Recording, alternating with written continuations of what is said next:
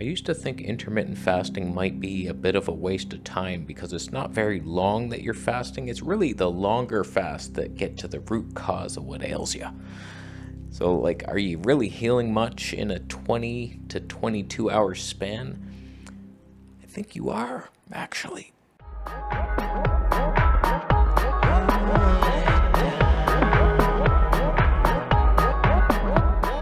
So my triumphant return to one meal a day has returned to us, and I welcome me back to you, food. So first, let me tell you why I started eating one meal a day again, and then we'll talk a bit about the benefits that do actually happen with intermittent fasting. I tell you, we are breatharians at heart, don't you deny it. So basically, I'm eating this high-fat, raw vegan diet, and I was eating 3 meals a day. And it just felt like so much food and so much fat. And I'm like, what am I doing? I'm getting a little chunky. Not that I was like overweight, but it was too much food all the time and I couldn't go anywhere.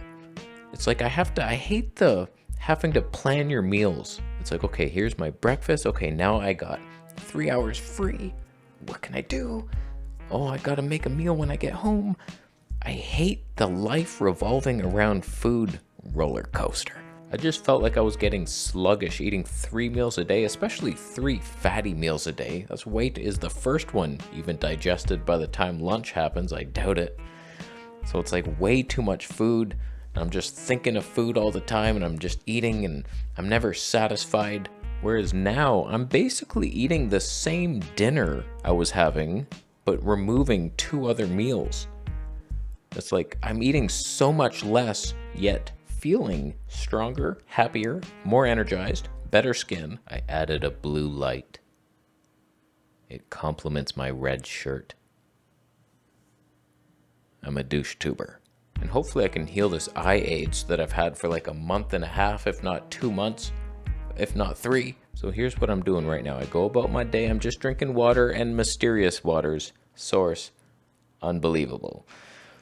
So I'm just having hydration throughout the day, and I go about my day doing whatever I want. I'm shopping, I'm making videos, I'm going to visit my mom, doing stuff until about 2 p.m.-ish is what I aim for to break my fast. But I could push it back. I mean, I'm in ketosis, I'm burning fat, I'm energized, I'm happy.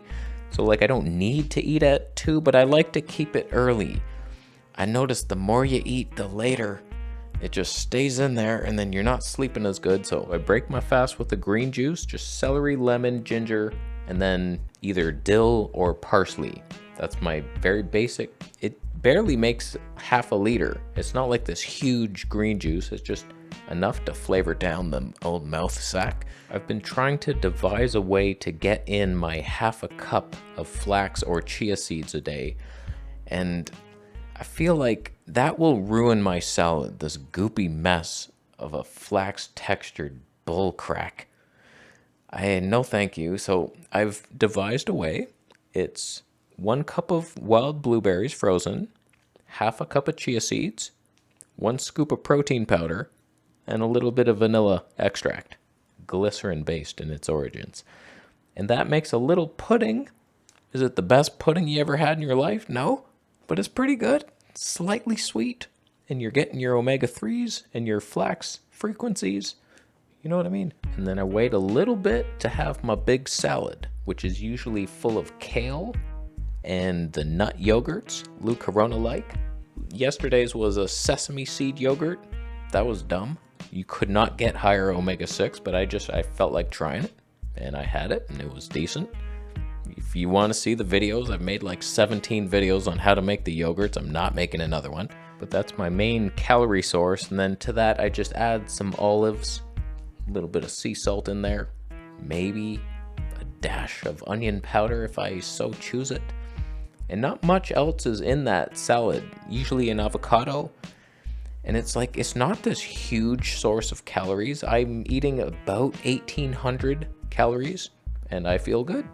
I feel better like this. I never feel good trying to hit like 3,000. There's a bunch of people who are saying like, ramp up your metabolism, eat so much, build muscle, bro. It's like, I do not care. I'm just going for strength and happiness and energy and clear skin and less eye AIDS, maybe. So I'm eating the same diet. I didn't switch. It's just a changed eating window.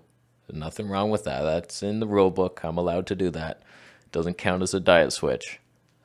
I wouldn't even get arrested for it. There's no evidence. And so I just shrunk it and I removed, like I'm no longer eating a bunch of macadamia nuts that weren't even soaked. I've also increased my protein a bit. When I make the nut yogurts, I add like 4 scoops of protein powder because it lasts 4 days. So that just, it's like 1 scoop in a meal. And my previous meal of the blueberry thing also has a scoop. So I'm getting less than 100 grams. It's not like a ton. I'm not aiming for a gram per pound of body weight. I'm 137 pounds. I notice so much the difference in my strength when I do add that. Just as an example, I was doing 1-arm negatives. I was up to 7 of them, getting bored. They were so easy. And then I went vegan and they just started dropping 5, 4, 3, 1.5. And I'm like, oh, wow. Like I could barely do. So now we're back up to 3.5 and my weight hasn't fluctuated. It's not like, oh, you're so much lighter eating 1 meal a day. I'm getting fatter, if anything. So it's like protein is real, unfortunately, if you want strength. I'm not trying to build a bunch of size. Just be strong so I can push over old ladies in the market to get my ripe pineapples, you know what I mean? Just push them. No, I don't eat fruit, by the way. Just the blueberries. The pineapple was a myth. What I'm really focused on right now is remineralizing my body because I just notice it in my toenails. Like they're no longer cracking on this high greens, high fat diet because I can see the crack. I have this 1 toe split that it was all the way down and now it's slowly growing to like a normal toenail. And it's like, okay, once those are fully remineralized, and I also feel it in my teeth, they're much like way less sensitive, even though like sometimes I'll have kombucha, which is very acidic and terrible for the teeth, but it does not hurt my teeth because I'm remineralizing the body. I'm focusing on calcium to phosphorus ratio, tons of greens, low phosphorus, tons of the proteins. It's just like a building protocol, and I just feel strong and vegan as hell, and it's great.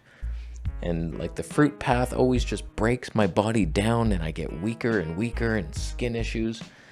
So like we're doing okay right now. My forehead did freak out in an eczema-like reaction. I don't know if it was the cacao that effed me for so long, like a good 3 weeks after just having some cacao. It's like, okay, wow. But everything feels just much calmer now. Doing the 1 meal a day, nice high fat, nice high satiation meal. Savory, tasty, salty, and it's not too much. I'm not trying to cram 3 meals into 1 meal. It's just eat that 1 meal till you're satiated and then stop. You're done. It's very simple. You don't need thousands of calories, I think, unless I wither away. We'll see.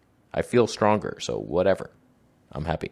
Are you happy? Are you thumbing up video level happiness?